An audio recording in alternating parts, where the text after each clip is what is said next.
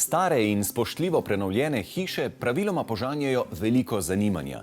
Prav pa je, da se jim pri oživljanju posvetijo ljudje s pravo mero posluha in strasti do zgodb, ki jih pripoveduje njihova preteklost.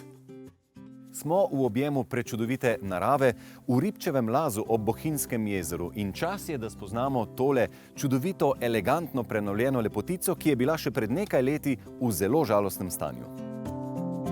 Hi, Jade. Hi.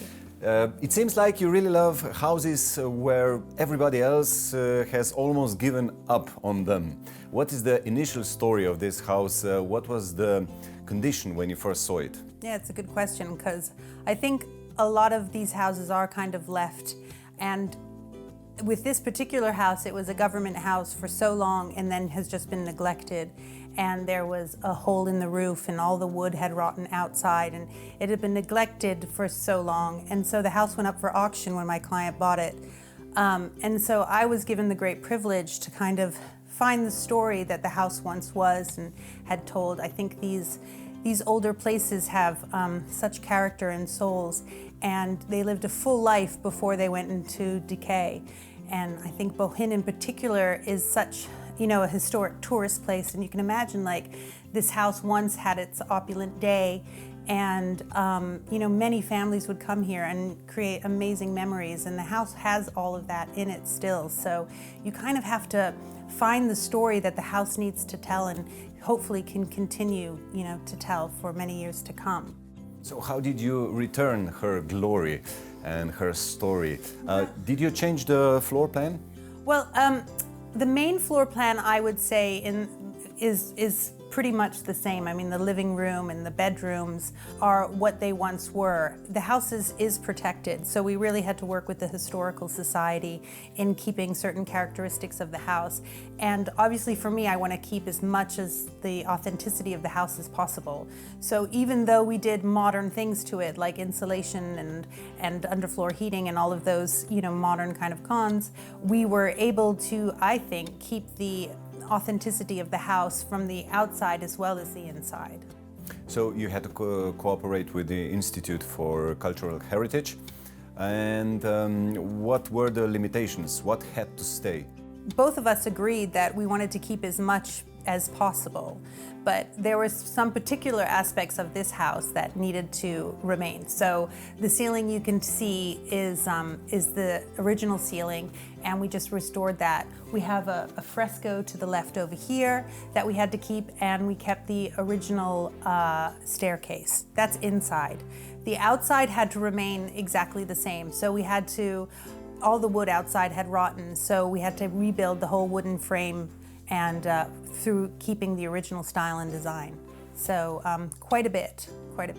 Did you know that Agatha Christie, famous writer, used to stay very close, next door in the Hotel Bellevue? Yeah, I mean, I've been a big fan of the Bellevue Hotel for many years, so when we got this property, I was just over the moon. I've even been able to go inside the Bellevue, when you could access it and see kind of the remnants of what that kind of nostalgic hotel used to be. So interesting fact is that this house and the Bellevue were both constructed at the same time in 1935, I believe. So they share the same time zone, so I think that's always special. So let's talk about the interior, this luxury, prestigious, noble interior. How would you describe the style? Well, I mean, we tried to keep it as classic as possible. So when, you walked into the house, you would feel that, yes, we modernized it, but you could also kind of tune into the way the house used to be. Jade je želela veličastnost hiše poudariti že takoj ob vstopu v manjšo sprejemno vežo. Zato je visok strop še dodatno izpostavila, tako da ga je okrasila s tapeto in obrobnimi letvami, po tleh pa so položili svetle porcelanaste ploščice z vintage pridihom. Pri obnovi je arhitektka želela doseči predvsem občutek prostornosti interierja, zato je načrtovala veliko vgrajenega pohištva po meri. V dnevnem prostoru je velika in udobna okenska niša, primerna za počivanje in branje. Prostore je vizualno povečala tudi z izbiro nevtralne barvne palete pri tekstilnih oblogah in dekorju. Učinek prostornosti je dosegla s skrbno načrtovano osvetlitvijo.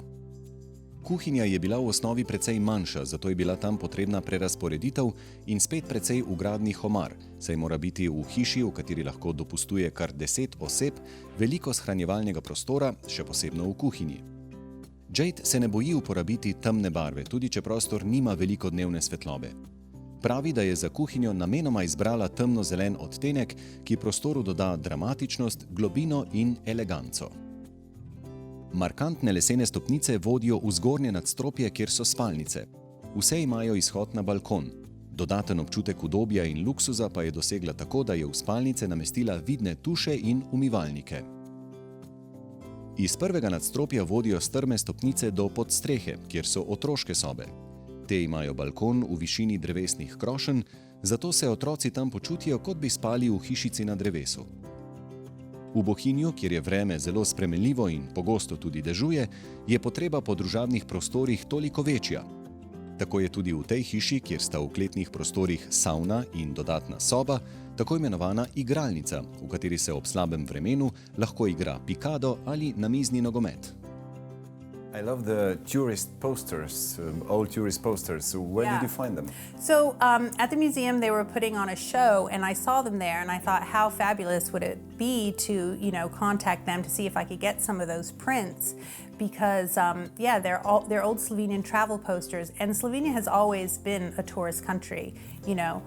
So many people came from abroad to have weddings in Bled and, hike and ski in Bohin. So I knew they were out there, but I had a hard time trying to find them until I contacted the school where they had those, and they let me have some prints, and I was able to kind of create that cool atmosphere downstairs in the game room with those vintage posters. Jade, it seems like you really became an expert on Slovenia and Slovenian architecture, on our traditional style of buildings, everything by now. So the last question would be, where is now your favorite place in Slovenia? Where would you live? It's such a tough one, but I have to say, Bohin, I feel at home here. I've done quite a few renovations here. I spend a lot of time here. I love swimming, I love the lake. My passion is to restore these old homes in Slovenia. And it's just that, I do realize that, so often is the case that people tear them down because they are a pain. There's a lot of hidden costs. Sometimes they can be even more expensive and challenging than a new build. In new build, you don't have the kind of problems that we have to overcome in these restorations. However, saying that, how boring would it be if you go into these old villages and you have all these modern blocks and no heritage, no story, no history, no soul, So I'm very passionate about restoring these places and keeping, this Slovenian history alive.